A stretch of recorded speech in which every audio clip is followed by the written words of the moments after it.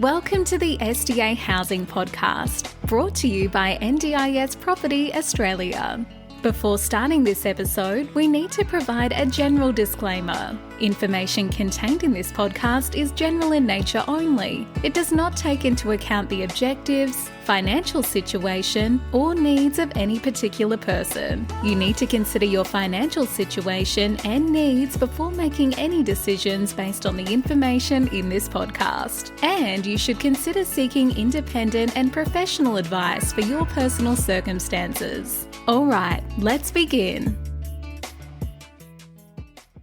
Hello everyone, my name is Debbie. I'm from NDIS Property Australia, and you're listening to the SDA Housing Podcast, a show that explains, highlights, guides and brings awareness about all things specialist disability accommodation in this ever-changing NDIS world.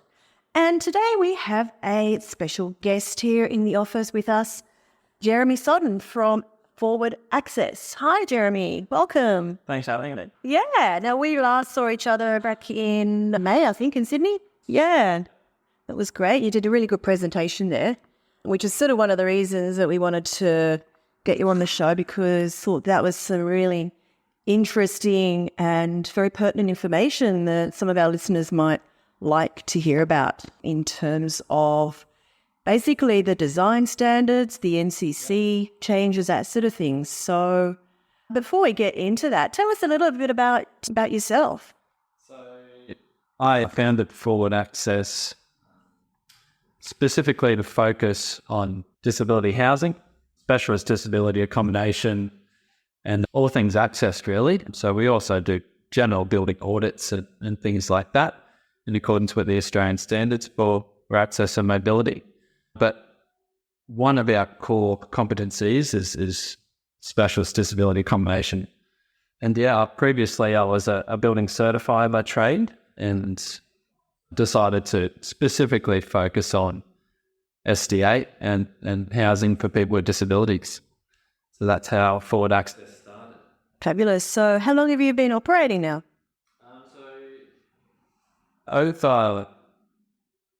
Just over 2 years. Okay. Oh, sorry, not yet 2 years. Just about to hit the 2 year mark. And loving every minute of it.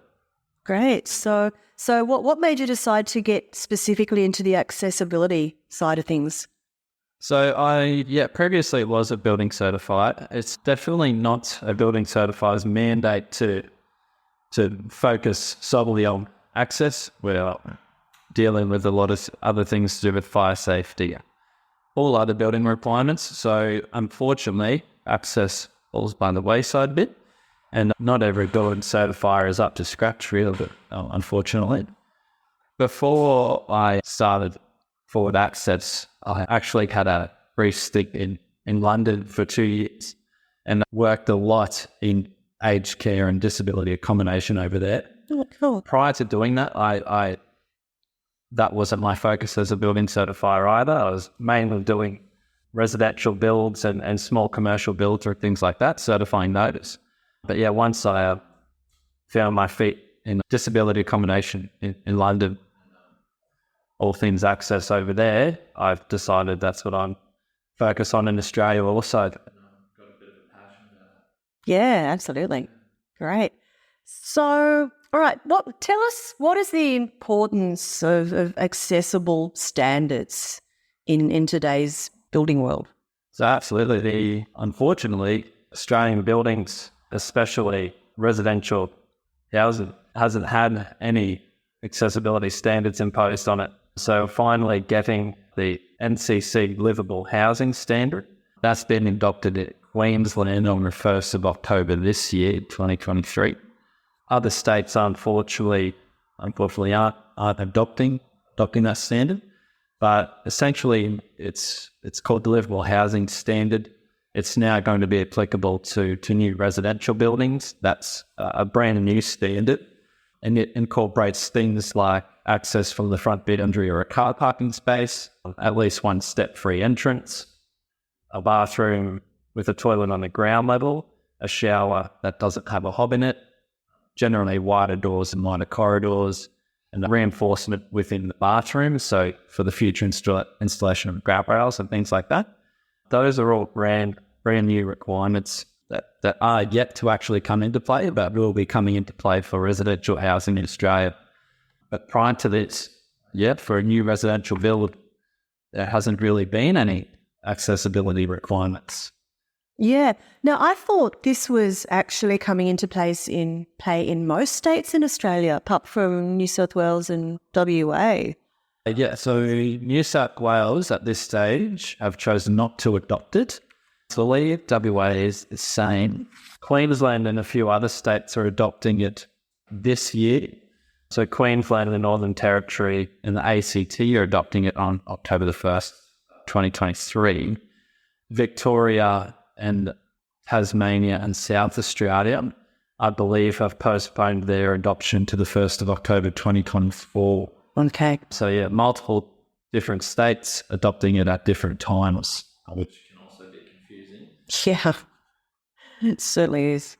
So, okay, tell us, I guess, the cost impacts that this is going to have on the industry, on builders. So obviously with the new set of standards comes an additional cost to the home builders and home purchasers. Luckily, because the changes aren't actually that significant in terms of a well-designed build, the cost impacts specifically for the NCC livable housing standard would probably be in the realm of $5,000 to the additional build cost that is currently costing builders and purchasers. You may hear costs thrown around about $20,000, $30,000. These kinds of costs. Those costs would most likely be affiliated with renovating an existing building to comply with the standards. For a brand new build, not yet built, it's actually quite efficient and cost effective for a good design to comply with the new requirements. So you're looking at around $5,000 cost impact to the current industry standard. Which is not a lot, really, in the scheme of things. It's 1% generally or less of the total build costs. So it's not a whole lot in the scheme of things. Yeah, so with that small extra cost, what's the impact? So you'll have a building that will have some level transitions, some wider circulation spaces, and general better accessibility. So you'll have a building if you had an accident, you're on crutches, things like that. Everyone's had those sorts of experiences. It makes your house a lot more functional, a lot easier to get around in for elderly people who are less mobile. But then it also makes it easier for them to access all their facilities in their building and actually get into the house, not step through a big step at the front door or something like that. Wow. So, people can live in their houses for longer. They require less care services to come in and out. They might even require less mobility devices and things like that to get around. Oh. So it creates a much better living environment for people with mobility issues, that's for sure. Yeah, I mean, I can definitely relate, and I'm sure a lot of people can. I remember breaking my foot once. I was living in Sydney in an apartment that was up a very long, steep flight of stairs, and having to get up and down that with crutches and hobbling around. Yeah, it's tough. Yeah, absolutely. So that's just for those of us that are pretty well, able-bodied. Yeah. In every other way. So yeah, it's interesting when you think of it from that point of view. Just makes living easier. Definitely, just easier. Yeah. So, okay, with the SDA design standards, what kind of an impact are these new NCC changes going to have? Yeah. So SDA and the new NCC changes, so the livable housing standard, are completely separate. They sit separate to each other. The NCC changes, the livable housing standard, that's the realm and remit of the building certifier to enforce. They have to make sure it's fully compliant with that standard. but the SDA design standard, the SDA requirements, falls into the remit of an SDA assessor. And the others, there's very minor crossover in terms of improved livability for SDA, but all other categories of SDA are far superior to the NCC livable housing standard. Yeah, SDA is much more onerous and many more requirements than just the NCC livable housing standard. Yeah, a lot more requirements to deal with, especially when you're talking about SDA high physical support. Yeah, it's a whole other level. Yeah, sure. All right, well, let's move on now to the SDA assessor side of things. So you are an SDA assessor. Tell us about that process, how an SDA property becomes certified as an SDA dwelling. Yeah, absolutely. So it all starts at the design stage and hopefully early on in the design process.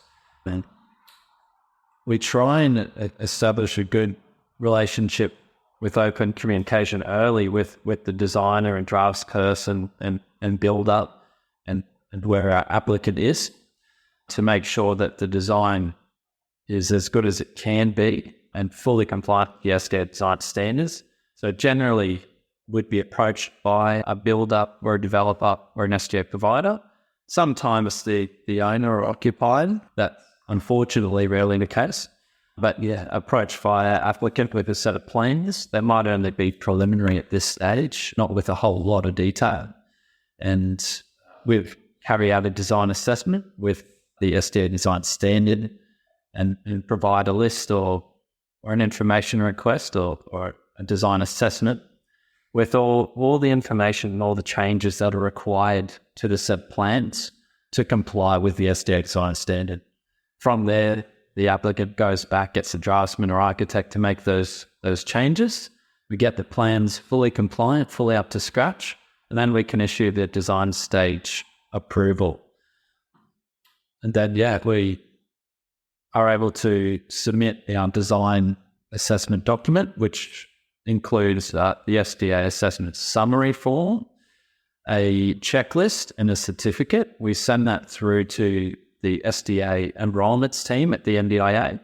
They enroll that in their system, and that feeds into some of the data that you see in the pipeline figures and things like that that are coming through the system. And yet they do their thing with that data. And then we also send it to our applicant, so they've got all the certificates and relevant documentation for the design stage. Great. So that's the design stage SDA assessment, but then there's also the final one at the built stage.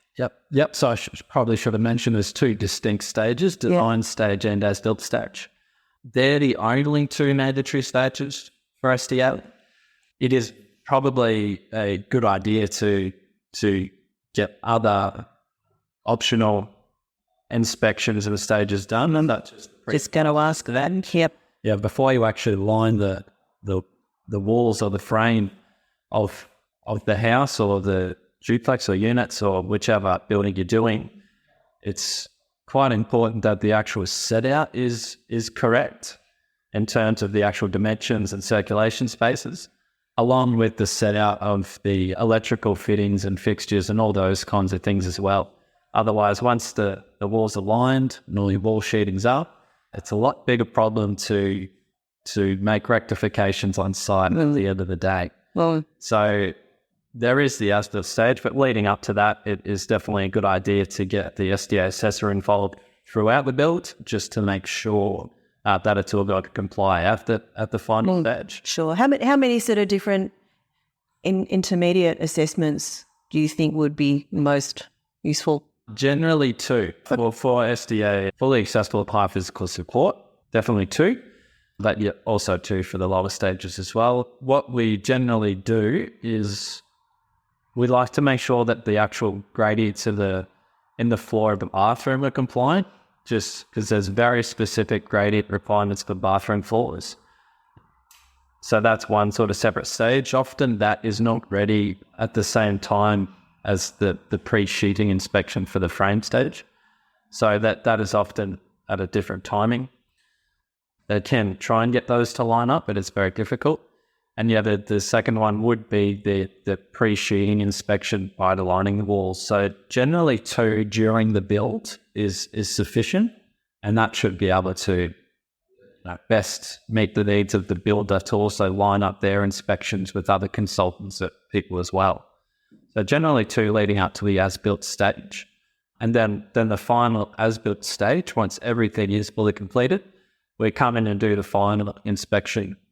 We use a very similar, or exactly the same, to be honest, inspection checklist as the design stage to make sure that the build completely complies with the design stage that we've already approved and the SDA design standards.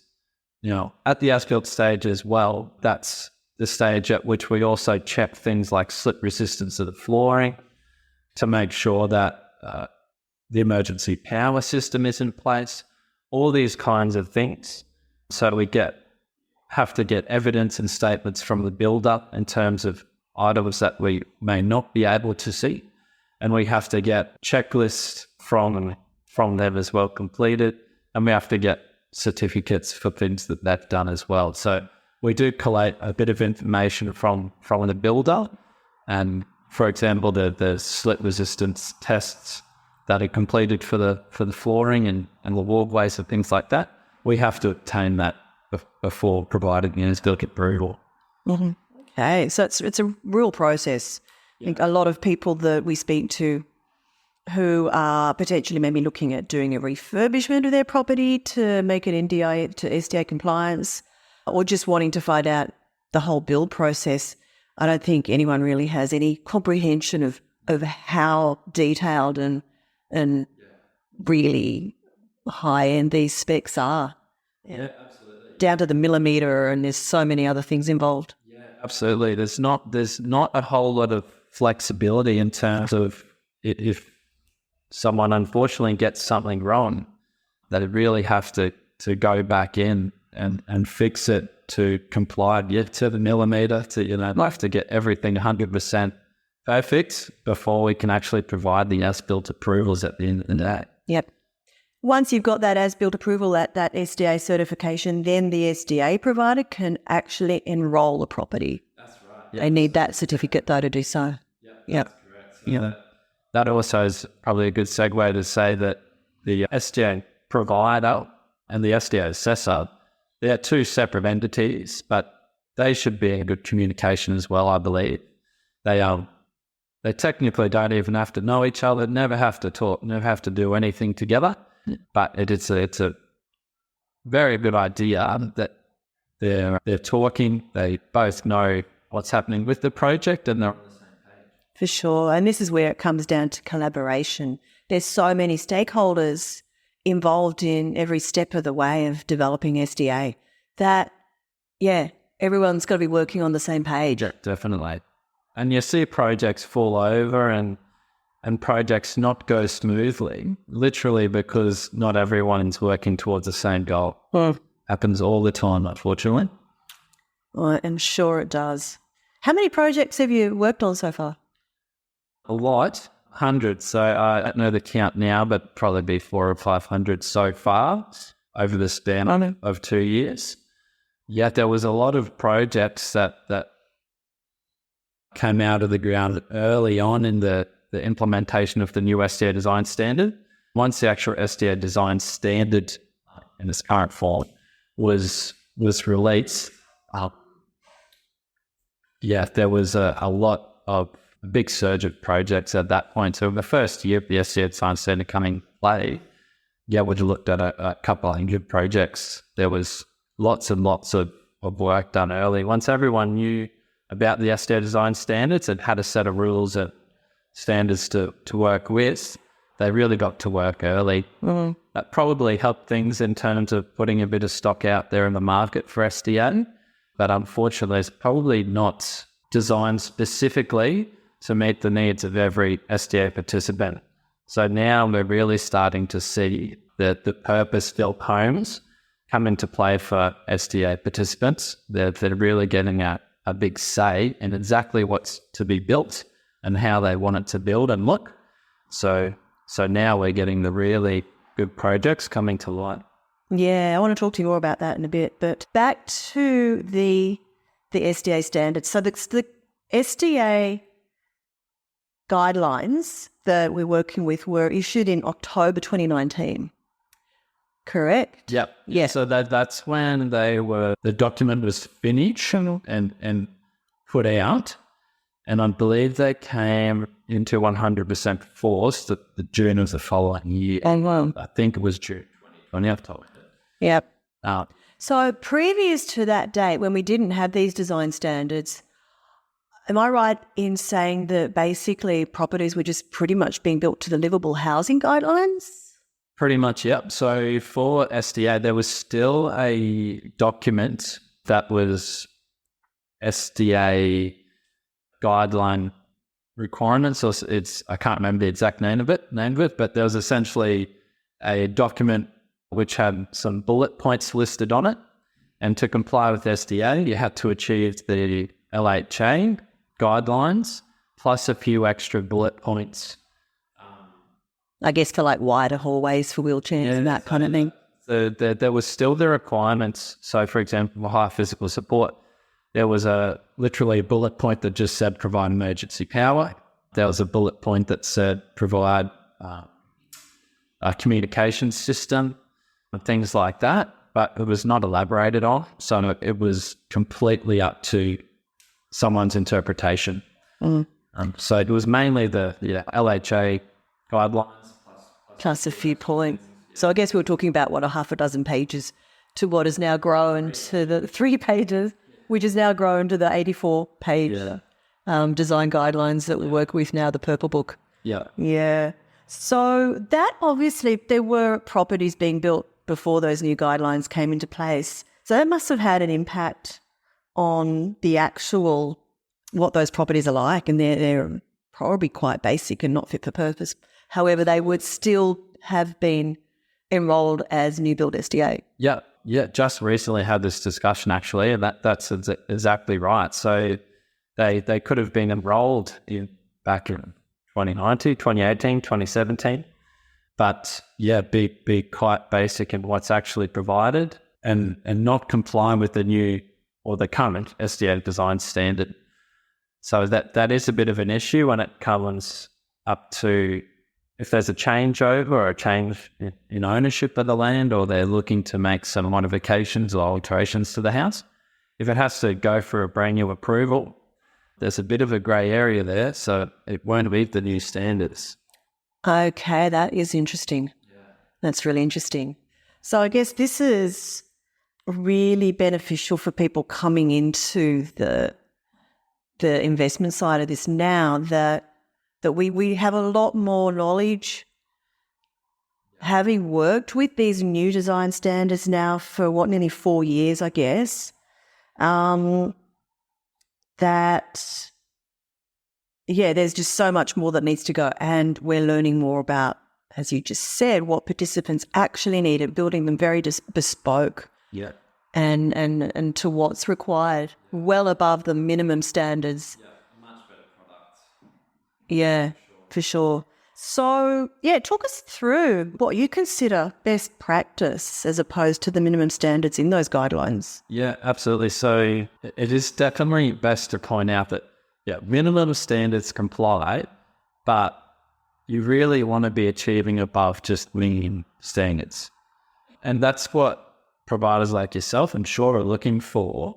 So any investors or prospective purchasers or anyone who wants to invest money into SDA, you're going to have a better outcome.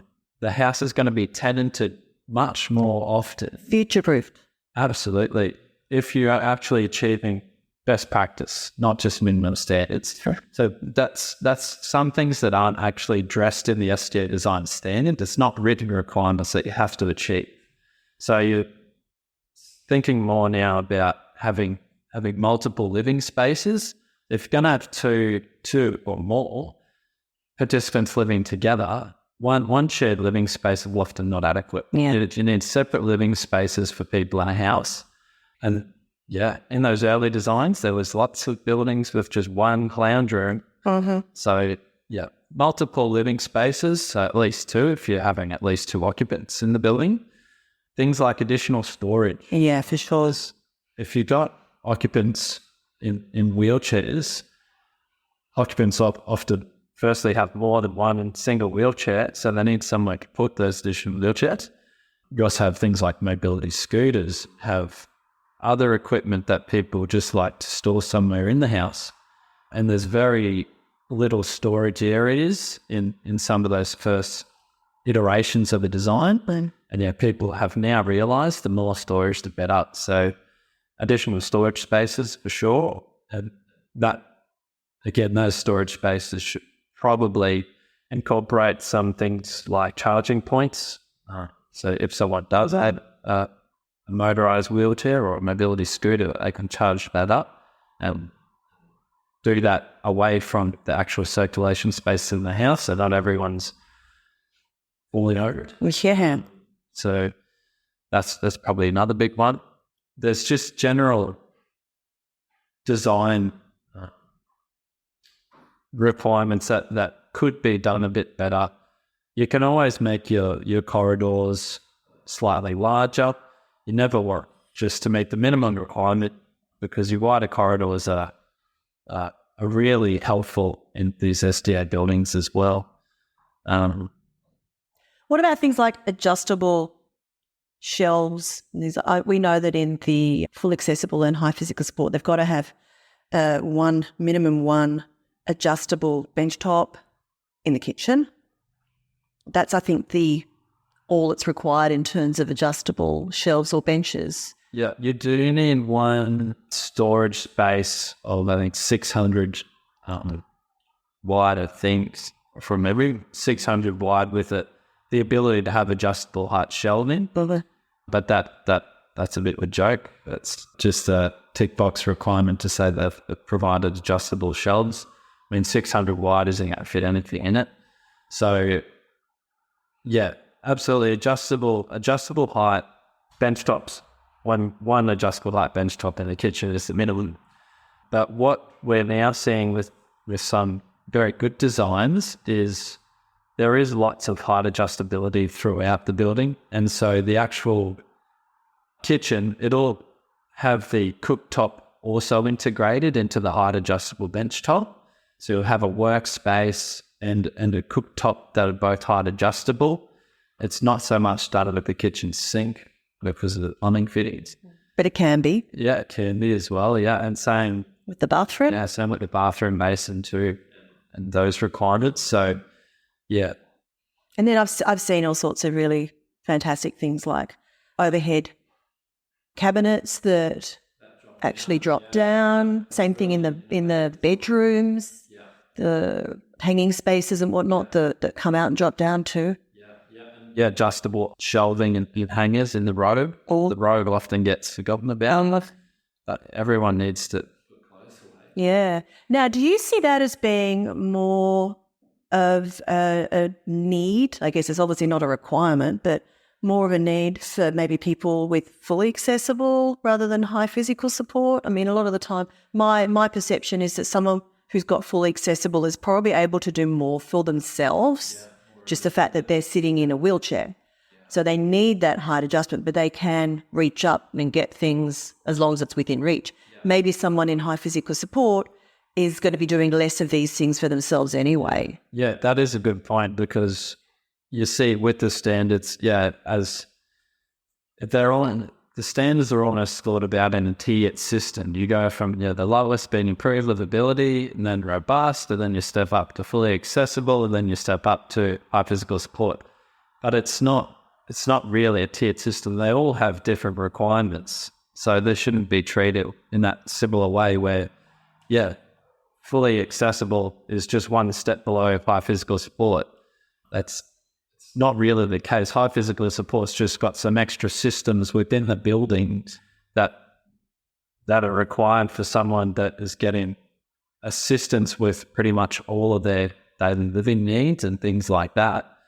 But you raise a really good point that fully accessible generally have a different needs for the occupants or participants in that building, and yet they often are living or wanting to live independently, and these sorts of facilities in a building allow them to do that. Oh. But just imagine having multiple things throughout your house that you can't reach, or you can't even touch, or you can't get to.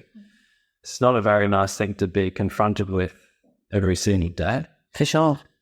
Yeah, so I think that's something really interesting to think about when you are fitting out a fully accessible or high physical support home. They're not requirements, but I think they really should be. Yeah. There's so many innovative products out there that are absolutely fantastic. You just don't see them on the shelf. Exactly. Yeah.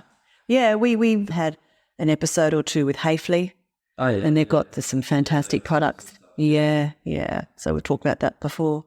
What are some of the common mistakes that you see people making regularly in their designs? So some of the common mistakes, unfortunately, are around doorways. People often get the doorway set up wrong. There might be some lips and things at the doorways, which are obviously not ideal because you need to set free thresholds for the doorways.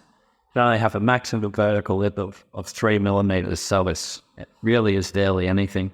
So as soon as you put a door sill or something like that on, you're immediately going to create some height differences and issues with that. So I often see that, not too often, mind you, people are actually getting extremely good at building that. Yeah, the door sills might have a small lip on them that they need to rectify. People often also forget about the external walkways and the external spaces. You do see, this is probably more often, that the landscaping isn't always complete, and isn't always complete to a great level. So next to walkways and areas that people are going to be, the trafficable surfaces that they're going to be used as access ways and walkways, there's often a drop off next to the actual walkway, so it might drop off onto a garden bed or something like that. But for walkways, you need a level adjacent surface or a curb or a curb rail next to it. So people in wheelchairs are careering off the actual walkway, going down an embankment or tipping over. And that also goes for just generally people walking, not rolling ankle or going off of the pathway. So they need some edge protection, or the surface next to it needs to be level with the walkway. That's probably the most common one, to be honest. But then you get other little things with, like, ovens need telescopic railers put in them. So the telescopic rails are sometimes forgotten about because they're sold separately. So you just have to go back to the builder and say you need to. Is that a minimum requirement, the telescopic rails? Yeah, okay. So they're just not putting them in. Yeah, I believe they actually used to be sold with the oven set. Now they're sold separately. So it's just an additional thing to purchase. It's probably something that the manufacturers or suppliers caught on to. So they probably sell them separately to get a bit more money, unfortunately. But yeah, there are still common mistakes. Sometimes people also often forget to install the shower curtain rail. That's a very easy fix. Yeah, often the common mistakes are easy fixes, luckily. So that's good. Yeah. So obviously we've touched on a bit of this, but the issues, what issues do you see with the current SDA design standards? I mean, could there be more improvements, seeing as that they are nearly 4 years old now? Yeah, so the current version, the NDIA have actually come out and said that there will be a new version or an updated SDA design standard in 2023.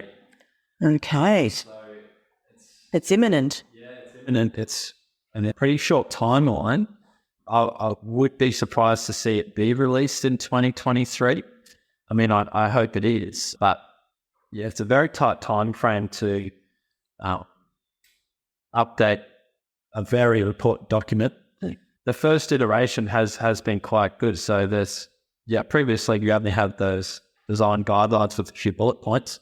This is the actual first iteration where it's in its standard in a format.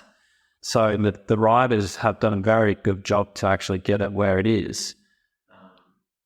But I guess now with the 4 years of learning...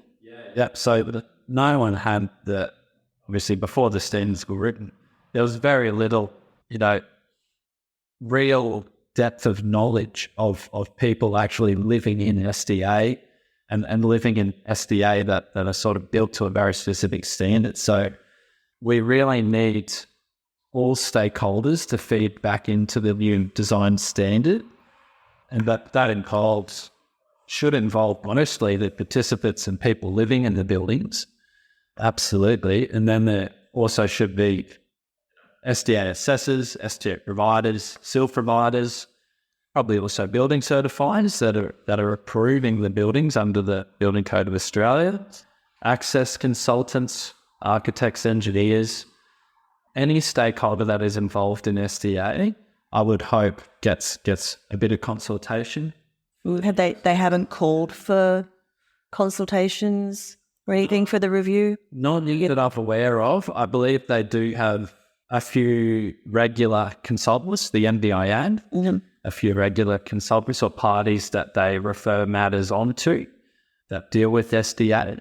So I think they're in consultation with them. But I don't believe there are any sort of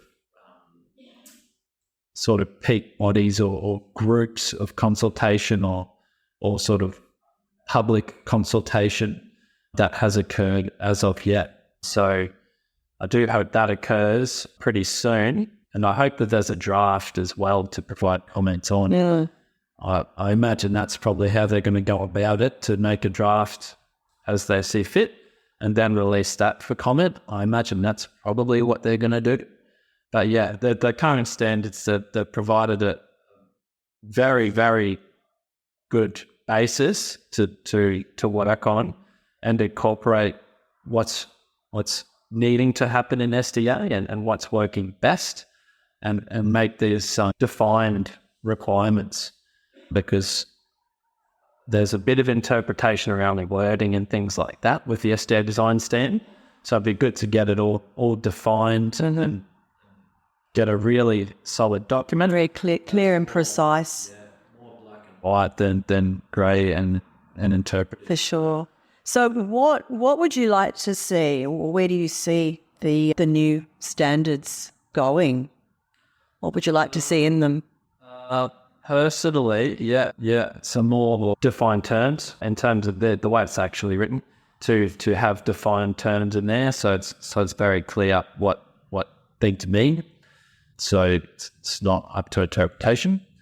But yeah, definitely would like to see some feedback filtered through from the participants and stuff in the dwelling, in the housing, back into the standards. And yeah, personally, I would like to see some of those best practice items actually become mandatory, because we know that's what SDA participants want in their home. So it'd be best to see them actually implemented into the standard. And I think you're right that the SIL providers are actually a really important part of this. They're the ones working in these properties, looking after the participants. So there's got to be so much of what is in the design of the property that affects how the SIL, the carers, can actually do their job. Yeah, that's a massively important part for, more specifically for high physical support and also for SDA robust as well. We probably haven't covered SDA robust very much, but that is a very, very niche and a very specific building.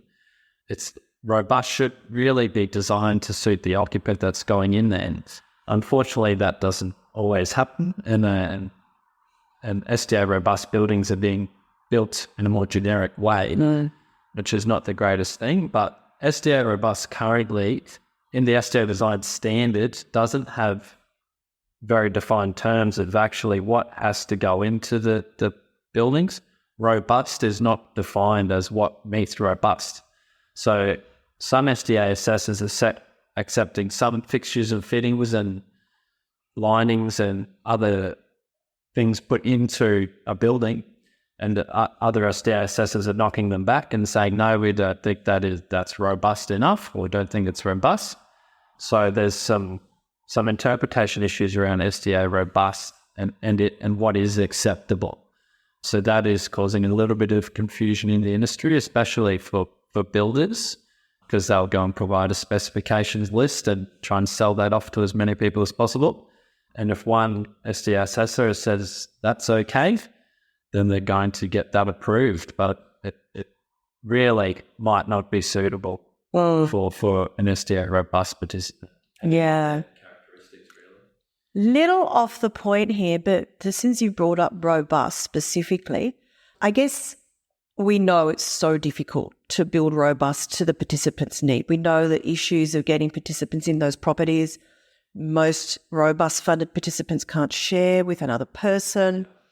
We've just had the SDA price guideline come out, and the new prices have been released, which had some major changes for some of the other design types, specifically with IL and FA. And the robust prices did go up, but I think some people were expecting more increases in the robust prices. And then shortly after that came out, we heard that the NDIS was considering stopping people with certain or some psychosocial disabilities from joining the NDIS, saying that they'd be better served in other parts of government systems. So is this maybe the NDIS saying, well, perhaps it's all too hard for people with psychosocial disabilities and the robust SDA housing? Do we have to look at this in a different way? Do you think that's maybe where this is heading?